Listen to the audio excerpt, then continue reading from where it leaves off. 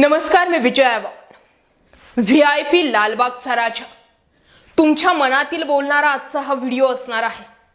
का रे बाप्पा, कधीपासून हे सुरू झालं? ज्याच्याकडे पैसा तोच तुझ्या पायाशी डोकं टेकवेल आणि बाकीचे मात्र कुत्र्यागत फरफटले जाणार। अरे कुठलीही व्यवस्था आणि काय करायचंय अशा व्यवस्थेचं प्रश्न निर्माण केलाच गेला पाहिजे।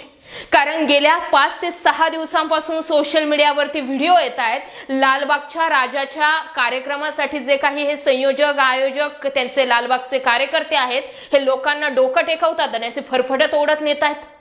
अरे माणुसकी मेली आहे का तुमच्यामधली असा प्रश्न निर्माण करावासा वाटतो का? झोपले हे तर सगळेजण लोक उगच नाही म्हणत की वरचे नीट असतात, पण वाईट आहे ती आपली सिस्टीम, वाईट आहे ती व्यवस्था।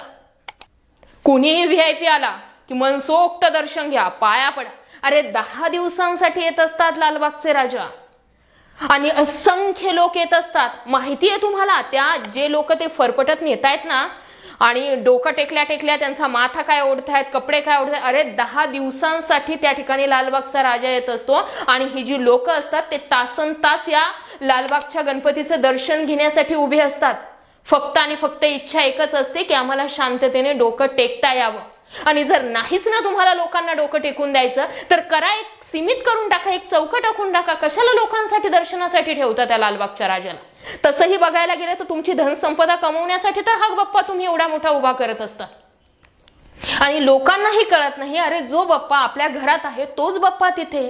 आपल्या जीवाची जर किंमत नाहीये या लोकांना, किती लोक त्या ठिकाणी बेशुद्ध पडलेत, किती लोकांना पाणी भेटत नाही, किती घसरटपणा झालाय त्या ठिकाणी आणि तरीही आपण उठसूट जातोय। हा विसरलात तुम्ही व्हीआयपी नाही आहात। आज मला या मुद्द्यावरती बोलायचंय। कदाचित बऱ्याच जणांना हा मुद्दा कडू वाटेल, कदाचित बऱ्याच जणांना असं वाटेल की काहीही बोलते, पण हो, मी स्वतः त्या ठिकाणी दर्शनाला गेलेले नाही। माझा नमस्कार येथूनच आहे लालबागच्या राजाला, पण जे लोक त्या ठिकाणी गेलेले आहेत त्यांच्यासाठी माझ्या या प्लॅटफॉर्मच्या माध्यमातून मला आवाज उठवायचा आणि माझ्यासारखे असे असंख्य आवाज आहेत जे सोशल मीडियावर उचलताना दिसतायत। आज याच विषयावर बोलूयात। असं म्हणतात ना की देवाच्या दारी कुणीही आपलं परख नाही, लहान मोठं नाही, गरीब श्रीमंत नाही, पण हे फक्त देवापाशी, तिथल्या व्यवस्थेसाठी नाही। देवाकडे कसलाही भेदभाव केला जात नाही, परंतु लालबागच्या राजाच्या दरबारी यापेक्षा उलट दृश्य दिसते। तासन तास लांब लचक रांगेत उभा असलेला गणेश भक्त मोठ्या कष्टातून लालबागच्या राजाच्या चरणी माथा टेकतो आणि तेवढ्यात तेथील स्वयंसेवकांकडून अक्षरशः त्यांची गचांडी पकडून त्यांना बाजूला ढकलण्यात येते। यात मात्र तो भाविक, महिला आहे की ज्येष्ठ नागरिक आहे असा कुठलाच विचार केला जात नाहीये। त्याचा पार पाणउतारा केला जातोय। राजाच्या चरणी आपलं गारानं घेऊन आलेला भाविक जाता जाता सोबत अपमान आणि काहीतरी दुखापतच घेऊन जातोय। राजाच्या दर्शनासाठी आलेल्या गणेश भक्ताला असली वागणूक नक्कीच अपेक्षित नसते। स्वतःसाठी मागणं मागायला आलेला गणेश भक्त लालबाग मंडळाच्या पदाधिकाऱ्यांनाही चांगली बुद्धी दे आणि पुढील दर्शन सुखा समाधानानं होऊ दे हे मागणं देखील आता नक्कीच मागत असेल, यात शंका नाहीये। दरवर्षी गणेश उत्सवात लालबागच्या राजाच्या दर्शनाला महाराष्ट्रातून नव्हे तर देशभरातून भाविक मुंबईत दाखल होत असतात। आपल्या लाडक्या गणरायाची एक झलक बघता यावी म्हणून तासन तास हे भाविक उपाशी पोटी रांगेत थांबून बाप्पाचं दर्शन घेत असतात। रांगेत उभं असताना ज्येष्ठ तसेच महिलांना मोठ्या त्रासाला सामोरं जावं लागतंय आणि ऐनवेळी गर्दी उफाळ्यानं चेंगराचेंगरीच्या घटना देखील याआधी दाखल झालेल्या आहेत। हे सर्व काही विसरून भाविक आपल्या लाडक्या बाप्पाच्या दर्शनाला उत्साहात मग्न होत जातात, परंतु दुसरीकडे मात्र व्हीआयपी आणि व्हीआयपी लोक एका मिनिटात बाप्पाचं दर्शन घेऊन मोकळे होतात।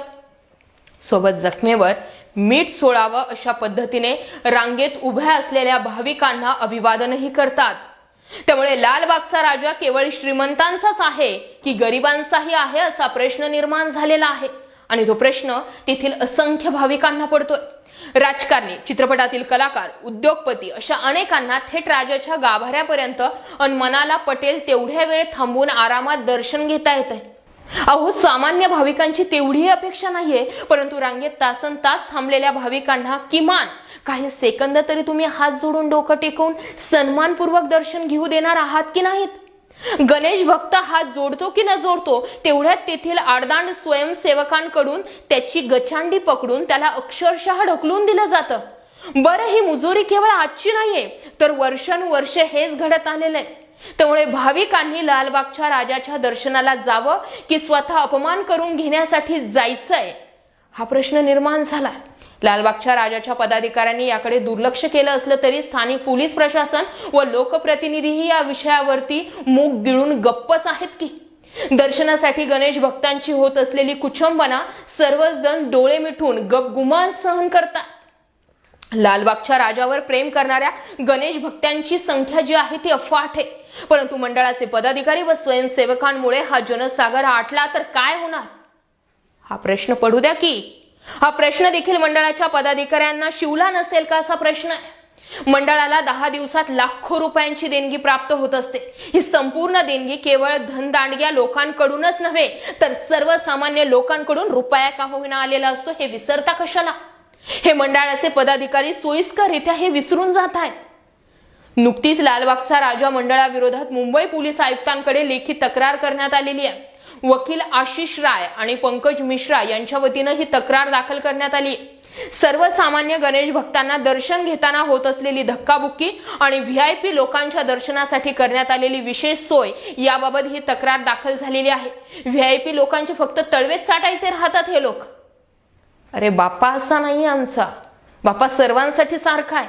दर्शनासाठी आलेल्या भाविकांच्या सुरक्षेसाठी विशेषतः महिला, लहान मुलं, ज्येष्ठ नागरिक कोणीही सुरक्षात्मक व्यवस्था करण्यात आली नसल्याचं या तक्रारीत म्हटलंय.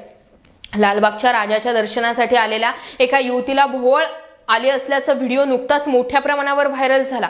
याही वेळी आजूबाजूला भाविकांकडून युवतीची मदत करण्यात आलेली होती. प्रचंड गर्दीमुळे चेंगराचेंगरी, भोवळ येणं असे प्रकार होण्याची दाट शक्यता असते. त्यामुळे भाविकांना तात्काळ वैद्यकीय मदत मिळावी याची सोय असणं महत्वाचं आहे. परंतु तसं होताना दिसत नाहीये.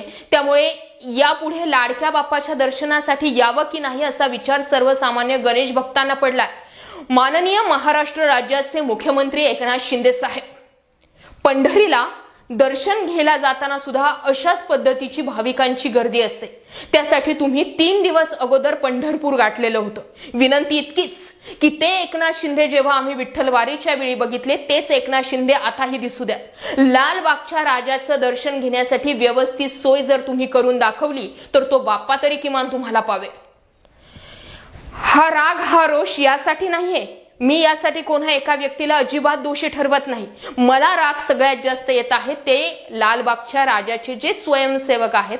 अहो, ते पाया पडणारे व्यक्ती, म्हणजे लालबागचा राजा तुमच्यावर किती प्रसन्न होईल माहित नाही, पण त्या पाया पडणाऱ्या व्यक्तींचा किती तळतळाट तुम्ही घेतायत.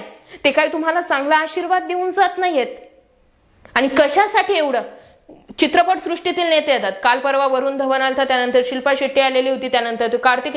किती मस्त आरामात या दर्शन घ्या. का तर त्यांना मोठं करणारे आम्हीच महाशय आहोत. चित्रपट सृष्टीतील किती मोठमोठे कलाकार आहेत ते. शेवटी राजकारण्यांची तर वेगळ्याच पद्धतीची त्यांच्यासाठी तर कार्पेटच आखलेलं असतं. आणि आम्ही जनता यांना मोठे करणारे खातोय धक्क्या बुक्क्या, लाथ्या काठ्या. काय वाटतं या व्हिडिओवरती, या मुद्द्यावरती आवाज मी उठवला योग्य आहे की चूक आहे? कमेंट करा. इतका व्हिडिओ शेअर झालेला पाहिजे की प्रत्येक राजकीय व्यक्ती आणि थेट वरची सिस्टीम सुद्धा हल्ली पाहिजे. त्यासाठी एवढा पोटतिडकीने हा व्हिडिओ केला. जय महाराष्ट्र पब्लिक.